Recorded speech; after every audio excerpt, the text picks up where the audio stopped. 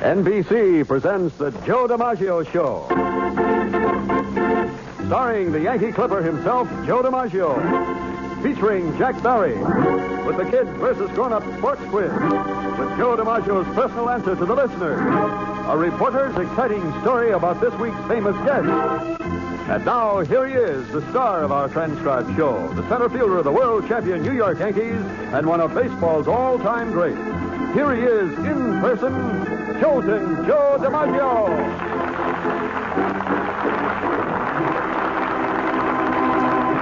Thank you, and hello, everyone. It's always a pleasure to spend this half hour here with you at NBC. And I'm sure you'll enjoy the sports features we've lined up for you this week. As usual, my radio partner, Jack Barry, is going to help me keep things moving. And the first thing we're going to do is answer some of those letters you folks have sent in. Who sent the first one, Jack? Miss Elizabeth Goff of Malin, Texas, who writes and says, so many outfielders are injured as a result of crashing into the walls of ballparks that I've often wondered why they don't use rubber padding on the walls. Seems to me it would cut way down on painful injuries. Well, that is very true, Jack. However, there is one ballpark that they have rubber paddings around the wall, and that is in Brooklyn. To my knowledge, we don't have any in the American League. However, we have the gravel road there, which signifies, of course, we're getting pretty close to the wall, and when that happens, we generally pull up. Thank you very much, Joe. A letter now from Mr. Samuel Hart of Phoenix, Arizona, who writes, when a player is on the road, does his team foot the bill for all his expenses? Well, they foot the bill for quite a bit. However, for our laundry and cleaning and the phone bills, we have to go for that ourselves. I guess you don't make too many phone calls then. Not too many. Mr. Joseph Brownlee of Rochester, New York, writes to you and says, I read in the papers that you're starting a new television show. Is it true?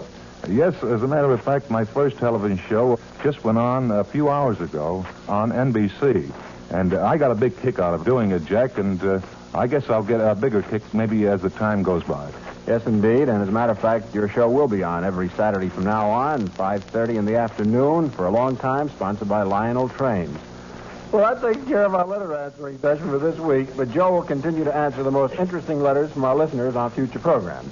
And so, if you have a question you'd like to ask Joe DiMaggio, send your letter to Joe DiMaggio, care of NBC, 30 Rockefeller Plaza, New York City. Well, I always enjoy answering some of those letters, Jack, and I'd like to thank everyone who took the trouble in sending them in. Thank you very much. Thank you, Joe.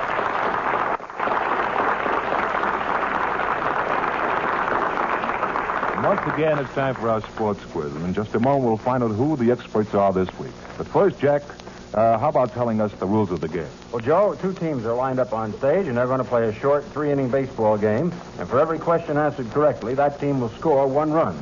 At the end of the quiz, the team scoring the most runs is declared the winner. I'll pitch the questions, and Joe, suppose you umpire. Right, Jack, let's play ball. Today we're going to have a little change of pace, Joe. Instead of the kids versus the grown-ups, on stage with us today are civilians versus the Navy. Representing the civilians, Miss Jean Carlin. Representing the civilians, too, Mr. Bill Lally. And for the Navy, it's Edward Whitbread, Hospital Corpsman First Class, and Meade Canongay, Mineman Second Class. And here we go. Jean Carlin, you're up first for the civilians. Robert Ralph, Charlie Ruffing, and Harold Grange all have the same nickname. Can you tell us what it is? I don't know. Joe? They're all better known as Red. Oh, yes. You know now, Jean? Yes, I do. Too bad, no score. On we continue now to the Navy, Edward Whitbread. Ed, in what sport would you find the terms catch, sloop, cutter, and yawl? Our organist is going to play a song to help you.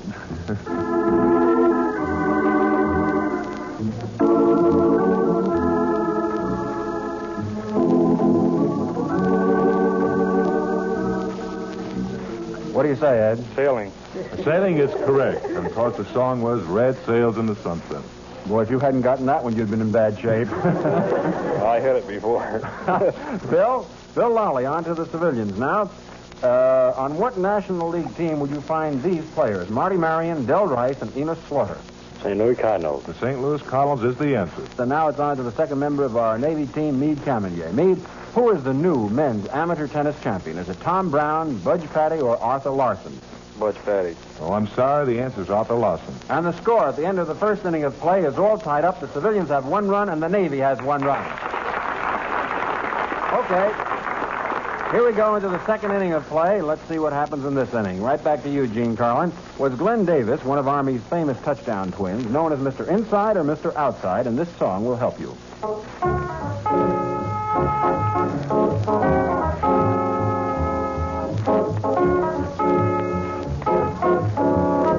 What do you say, Gene?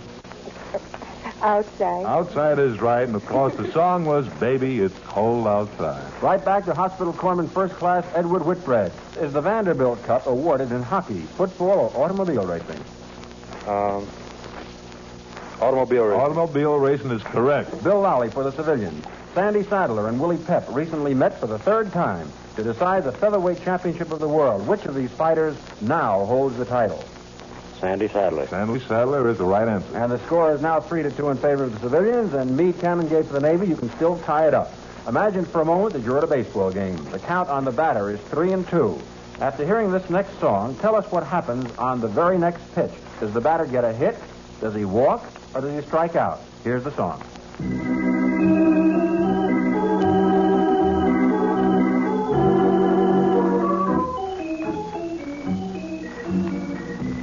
What do you say, Meade? He takes a walk.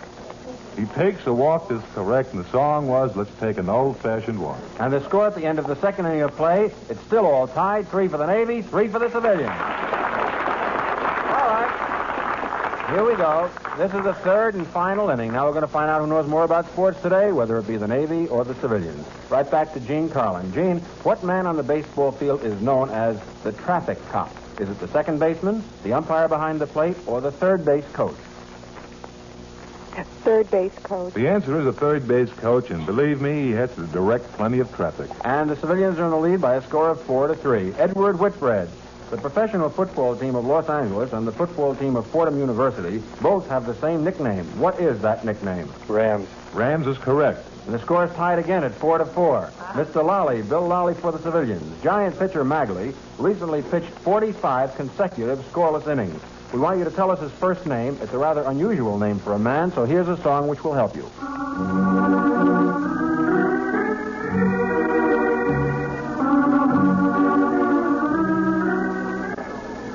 What do you say, Mr. Lally? Sal. Sal is the name we're after, and the song was My Gal Sal. The civilians are in the lead by a score of 5-4. Here is the final pitch of our last inning. Meade Canongate for the Navy. It's up to you to see if you can tie the score. What college football team does Herman Hickman coach? Yale. Yale is correct. And so the score at the end of the third and final inning of play is all tied up, and we're going to have to go into a tie-breaking question. Here's how we do it. We ask each member of each team to give one answer to a rather difficult question. And the team which comes the closest with the answer, the closest answer, will, of course, win. Now, here is our question for today.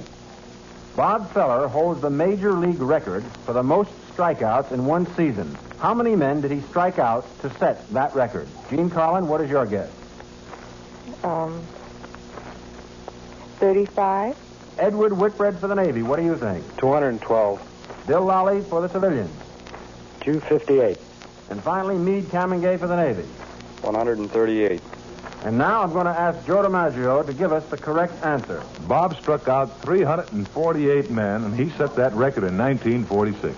And so the closest score, or the closest guess, was given to us by Bill Lally. He said 258. He is representing the civilian team. The civilians beat the Navy this week. Congratulations to each member of the civilian team for winning this hard-fought victory today. And because you did win, we have a wonderful gift for you. Each of you on the winning civilian team will get a handsome RCA portable radio. And we got something for you losers, too, in the Navy. Each of you will receive a year's subscription to Sport magazine. And I'd like to thank the members of both teams for being on the quiz. You all did a fine job, and thanks for joining us.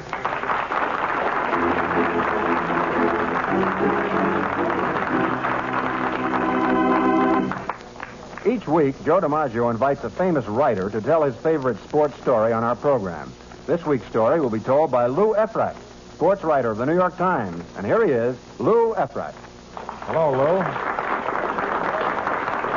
Lou, on your last visit to our show, you said you were going to take some singing lessons. How'd you make out? Well, I still have the same old foghorn voice, Joe. Guess I'd better stick to sports writing. But I really think I should take some lessons in how to make predictions for the baseball season. Did you guess wrong again this year, Lou?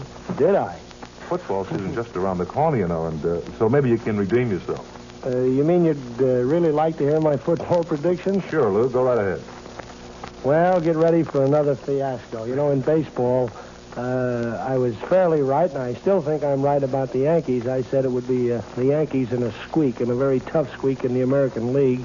And despite the fact that you're sitting right alongside of me, Joe, I still think I'm right. I think your club will win the American League pennant. I might have been right there. However, in the National League, I said on this very same NBC program that the Dodgers would win in a walk. Mm-hmm. And, gosh, how wrong I've been there. However, let's go back to football. In the college ranks, I think in the East, it looks to me at this moment from the point of vantage that I have that it will be between Army and Cornell for supremacy in this section. In the South, SMU with Kyle Rote has a chance to be outstanding. In the far West, it looks like a toss-up between California and Southern California. Well, that sounds pretty good to me, Lou. By the way, you hold some kind of record for covering football games, don't you? That's right, Joe. In 1948, I believe it was, I covered 44 college and professional football games in a single season. As far as I know, and this might sound a little corny, but no other reporter can make that statement. Well, that was really a marathon, Lou. And now we'd like to hear your favorite story. Joe, my favorite story is about Gus March, the trainer for your club, the New York Yankees. You know, a trainer is almost as important to a ball club as its leading home run hitter. He's the first one to show up at the ballpark in the morning and the last one to leave at night. And he spends that long day dispensing psychology and wisdom as well as first aid. Gus has meant a lot to the Yankees, and he's regarded as one of the best in his difficult trade. And now, Joe, I'd like you to hear a few episodes from Gus March's career.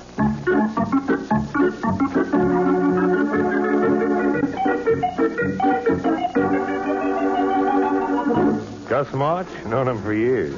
Ever since he was chief masseur at a famous health club here in New York. Matter of fact, that's where Chick Meehan of the New York University met him, too. Now, Chick realized that there was magic in Gus's hands. Magic that took the kink out of strained and painful muscles, straightened out twisted sacroiliacs, healed ugly bruises, and gave first aid and comfort to cracked bones. And so Chick went to him one day and... Gus, I'll put it to you straight. How would you like a new job? Well, I don't know. You like sports? Sure thing. I like sports fine almost as much as I like putting on minstrel shows. Well, being trainer for a football team is no minstrel show, Gus, but it's almost as much fun. And a heck of a lot noisier, I'll guarantee that. Sounds interesting. In all fairness, Gus, I'd better warn you. Football players aren't easy to handle. They're temperamental, they're stubborn, and they're fond of collecting black eyes and broken collarbones for themselves. Oh, I guess I could take care of them all right. Then it's a deal. You've got yourself a new job, Gus. Well, let's shake on that. When do I start?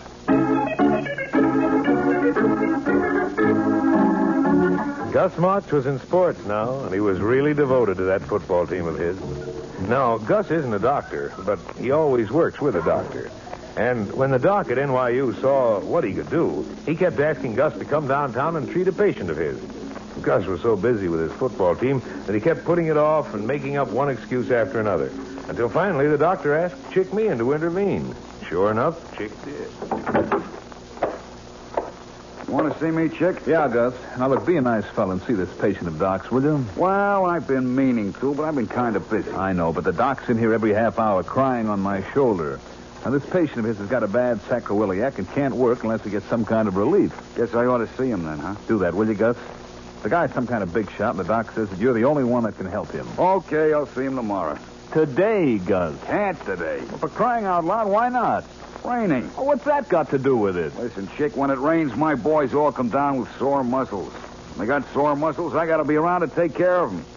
So I'll see Doc's patient tomorrow. The boys come first.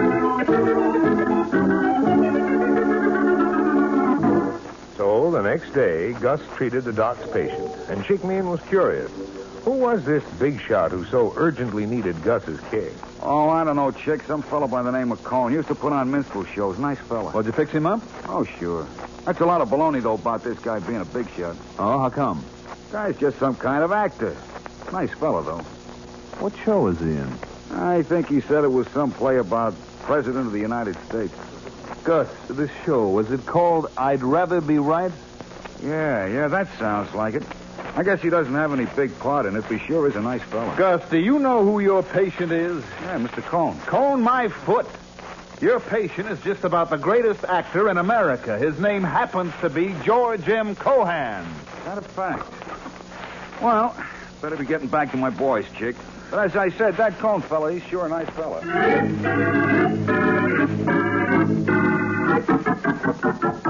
Well, I guess it wasn't a surprise to anyone when the New York Yankees signed Gus as their trainer in 1944. Gus liked the Yankees, and the Yankees liked Gus. Now, that's important. A player's got to have a lot of faith in his trainer. And the trainer, well, you take the case of Johnny Lindell. Okay, Johnny, on the table for a rub down. Take it easy around my ribs, huh, Gus? What's the matter, kid? I don't know. I'm just a little sore, that's all. Well, let's take a look. Uh-huh. Oh, what is that, Gus? You got a broken rib, son. We got to get you to the doctor. Oh, now, wait a minute, Gus, please. I got to play that game tomorrow. I just got to. Oh, no, son. It's out of the question. Well, look, couldn't you just sort of strap me up temporarily just so I can play the one game? One game doesn't matter a heck of a lot, Johnny. Oh, but it does. This is awful important to me, Gus. Well, I suppose I could fix you up temporarily, Johnny, but, you know, I can't stop the pain. Oh, that doesn't matter. I can stand the pain, but I got to play that game. Now, how about it, Gus? Doggone you, Johnny. I'm a dope for even listening to you. But you'll do it, won't you, Gus? Yeah, I'll do it if it's that important to you, Johnny. But as soon as you get off that field tomorrow, you go to the hospital here. Sure, Gus. You won't tell anyone, huh? If I did, they'd have me up at the doctor's having my head examined. Hey, you know something, Gus? You're one swell guy. Shut up and let me strap up that rib.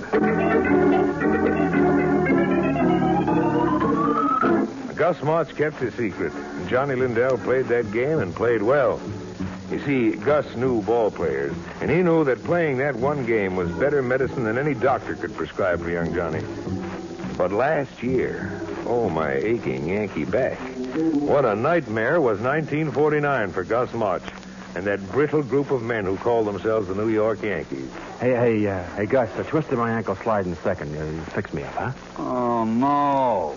You're the 53rd guy that's come in here with something busted. What's the matter with you guys? Your bones made of glass or something? But the Yankee casualty list continued to mount.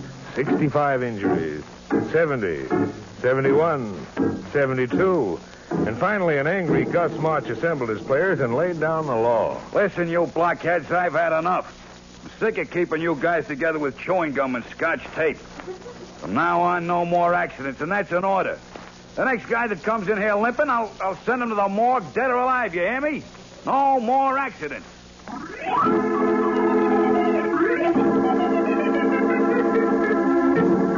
And shortly after that, the troubled dreams of a certain Mr. Casey Stengel, occupation manager of a certain baseball team, were interrupted by a telephone call from a frantic Gus March. Hello, Casey. This is Gus. Casey, we got another injury. Yeah, another one. That makes it number 73, and this one's a beaut. You know what this dumb jerk does? He walks into a parking meter and breaks 2 ribs. Oh, you'll tar and feather him. Now, wait a minute, Casey. Don't get excited. What? Who is he? I'm calling from the hospital. It's me.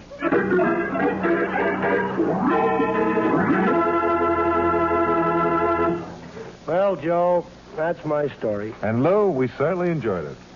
You know, Gus really played a big part in keeping the Yankees together last year, and I mean that literally. And you know, Joe, we newspaper men drop in to see him pretty often, too. In fact, if my predictions don't improve, I'll be giving him plenty of my business. Well, thanks for that story, Lou. And believe me, as one of his star patients, I can tell you how valuable Gus really is. And now I'd like to present the trainer of the New York Yankees, Gus March.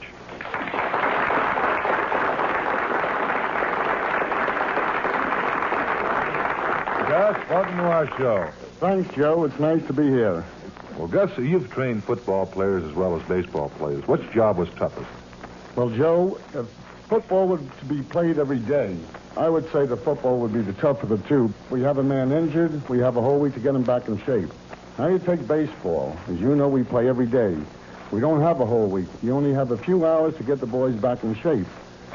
So therefore, I would think that baseball is tougher because you haven't got the time to do your work. And what's the most common injury to baseball players, Gus? Joe, you should answer that one. Joe has more strawberries from sliding than any man I know of. I would say the strawberry is the most common injury. Few people don't know what a strawberry is. You just get the hide torn off you every time you slide into base. Joe is full of them. And believe me, there's many a sleepless night I've spent through that. I guess the Yankees kept you pretty busy last year, didn't they, Gus? Well, they sure did, Joe. As you know, we had 74 injuries. Now, I'm not sure whether we can really count the last injury as being part of the season. You see, we had 73 injuries. I was the 73rd. And I'm going to let it up to you to let me know whether 74th is really a season injury. You see, just as Tommy Henrik caught that foul ball to end the ball game, to wind up the season, and we knew that we won the pennant, Bill Dickey was so delighted, he jumped off a seat, hit his head on the roof of the dugout, and collapsed on the floor. That's a true story, too, ladies and gentlemen, because I happened to see it. So I would say that was part of the season. That goes with the yell, don't you think so, Gus? Yes, I guess we'll have to include old Bill in that. Gus, I always enjoy hearing you tell about your interview with Joe McCarthy when you first came to work for the Yankees. How about letting the audience in on it? Gus, he says, what do you know about psychology? Well, I said, Joe, I've studied it in college, and I've applied it during the years I've been training. Okay, he said, I'm going to see how good you are. Now, he said, I'm going to tell you a little story. One day, he said, I got a hold of Frank Rossetti, and I said, Crow, Gehrig is dying over there, first base. He hasn't got any pep. He's lackadaisical. He's phlegmatic in his movements. He said, I want you to wake him up. Now, this was the time that Gehrig was in the prime of life. So Rossetti said, okay, Joe, tell me what to do, and I'll be glad to do it. He said, okay. He said, I'll tell you what I want you to do. Every time, he says, you see a ball come to you, grab a hold of that ball. He says, throw it to first base. Throw it as hard as you can. He says, knock Gehrig off the bag with it. See another ball coming? Pick it up. He says, throw it high, throw it low. I don't care how you throw, as long as you throw it hard. So he says, okay, Joey, so I'll be glad to do it. He said, but supposing Gehrig gets mad at me. He says, what do we care if he gets mad? He says, as long as we wake him up. So he said to me, okay, do you get the point? I said, well, sure. I said, if I was Gehrig, I'd get angry myself and I'd throw the ball back hard to Rossetti. Oh, he says, you've missed the point entirely. There was nothing wrong with Gehrig. Rossetti was the guy that was dying. Well, Gus, besides being a trainer, you've also done some coaching, haven't you? Yes, I coached swimming at Manhattan College. I coached up there for about 12 years during the time I trained the other sports.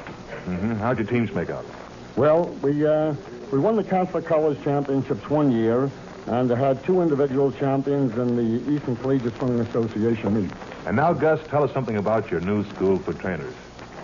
Joe, I'm very proud of that school. This will be my third year. This school will open January the 4th in Bartow, Florida, and will run through to February the 8th. It's in conjunction with a baseball school down there run by Ed Lopat, our pitcher for the New York Yankees. Art Passerella has an umpire school, and I conduct a trainer school. We hope your school is a big success, and I'd like to thank you for being with us this week. But don't go away, because we're going to need you again in just a moment. Thanks again, Gus March. Well, Joe, at the start of the program, you answered all those letters which our listeners were nice enough to send in. Now I'm going out to the studio with a portable microphone and give the audience here a chance to pitch their questions at you and at Gus Marsh and at Lou Effratt. We'll start pitching, Jack. We're ready. Your name, sir? My name is William Fine. Where are you from, Mr. Fine? I'm from Flushing, New York, sir. Who is your question for? My question is for Gus Morse. What's the question? What's the procedure when a player is injured? What's the first thing that's done? Well, it depends, of course, what the injury is. If a man is unconscious when I get on the field, we don't move him. We don't know whether he has a broken neck, which could be. So we try to bring the consciousness first. And we're always safe in applying ice. Ice is the first order, regardless of what the injury is. Thank you very much, Gus. Your name, sir? George Hall. Where are you from, sir? Brocksville, Canada. And who's your question for? Lou Effratt. What's the question? Were you ever an athlete, Lou? DiMaggio must have put you up to that one. I made every second team in the history of Thomas Jefferson High School in Brooklyn.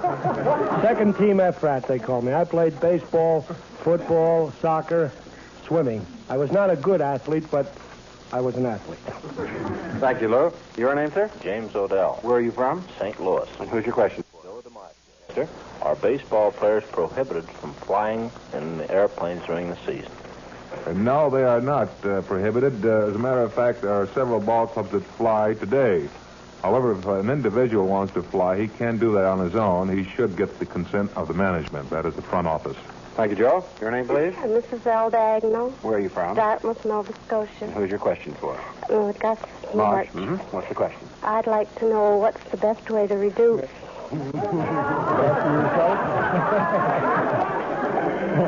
Well, reducing, it depends, of course, on the patient's age. We would advise both exercise and diet. From the diet, I would cut out all starchy foods, such as bread, potatoes, noodles, and so on. I would do enough walking, and if you're young enough, I would do a little light exercises. Fast, light exercises reduces. Slow, heavy exercise increase weight. And, of course, the two exercises which are most important is to be able to shake your head from side to side and say no, to refuse that last portion, and take your two hands, push it against the table, and get yourself away from that table. And if that doesn't work, I recommend a good strong girdle. Your name, sir? Eddie Condon. Where are you from, Mr. Condon? New York City. And what instrument do you play? I mean, None whatsoever. Who's your question for? Lou Effratt. What's the question?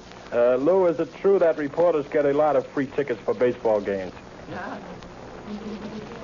No, it's not true. We don't get a lot of free tickets. Within reason, the front offices will let us have what we want. By that I mean 2 or 4. If you get beyond that, you're in trouble. Thank you, Lou. Your name, please? George Wild. Where are you from? Los Angeles, California. And who's your question for? Mr. Marsh? Right, yeah. Mm-hmm. What's the question? Can baseball players take a lot of pain, or are they a lot of sissies? Well, I don't think that there's a man that's in any kind of sport that could be classed as a sissy. They've got to be pretty good, rugged individuals to play any sport. Thank you. Your name, sir? Jerry LaBerge. Where are you from? Montreal, Canada. And who's your question for? Lou Effratt. Mm-hmm. What is it? Where can you go after you become a sports reporter?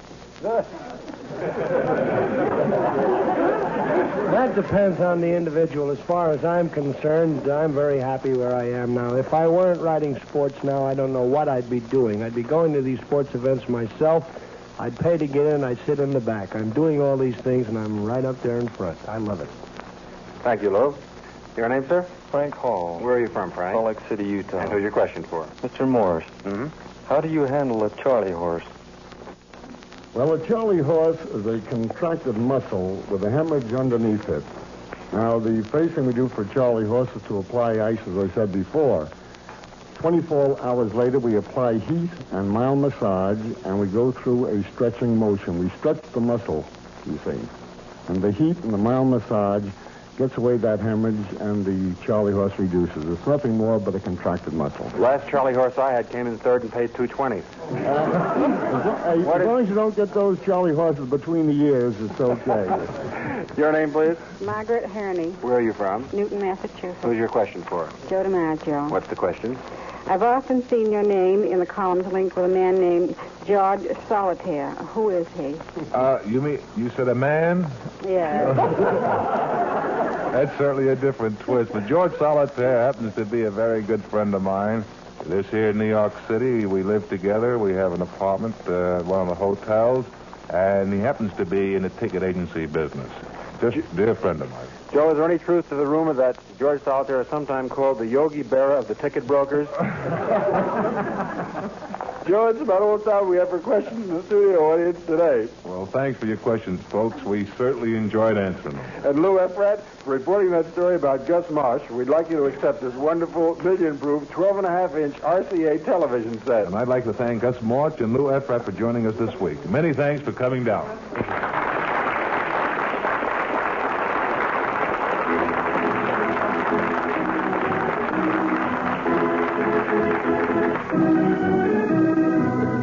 I'm afraid we'll have to wrap our show for this week, but I hope you'll all be able to join us again next week, and we'll have our sports quiz, a reporter's exciting story about our sports guests, interviews, and answers to you, our listeners. So until then, this is Joe DiMaggio reminding you to be a good sport. Goodbye.